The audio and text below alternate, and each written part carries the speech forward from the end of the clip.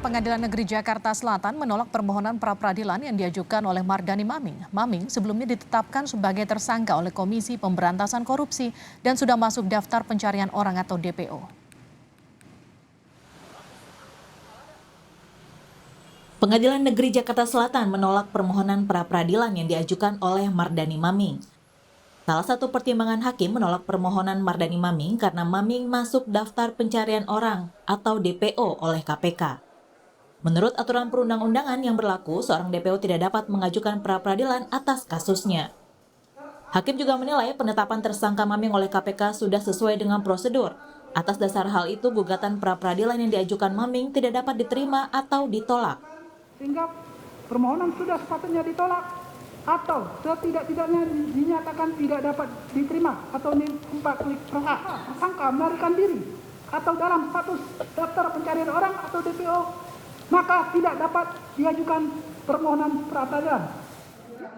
Sementara itu, pengacara Mardani Maming menyayangkan penolakan permohonan pra-peradilan Mardani Maming karena alasan masuk daftar DPO.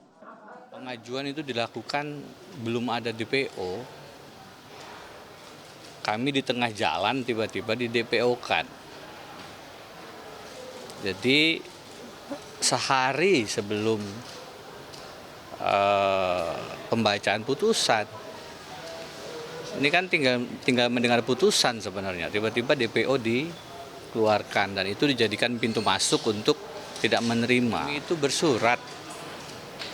Panggilan pertama kami bersurat, panggilan kedua kami bersurat, tapi dinyatakan tidak ada keterangan dan mangkir.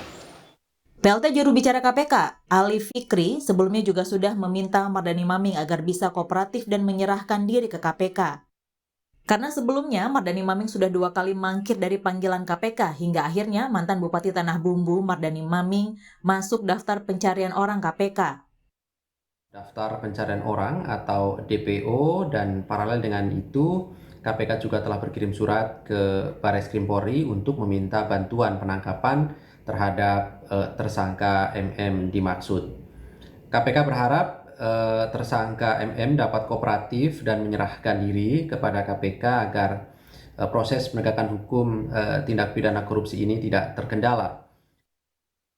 Maming sebelumnya ditetapkan sebagai tersangka oleh KPK untuk kasus dugaan suap dan gratifikasi pemberian izin usaha pertambangan di Kabupaten Tanah Bumbu, Kalimantan Selatan. Dalam upaya mencari keberadaan Mardani Maming, KPK sudah menggeledah sebuah apartemen di Jakarta Selatan. Namun KPK gagal lakukan penjemputan paksa. Mardani Maming telah ditetapkan tersangka sejak 20 Juni lalu dan hingga kini tak diketahui keberadaannya. Tim Liputan Kompas TV.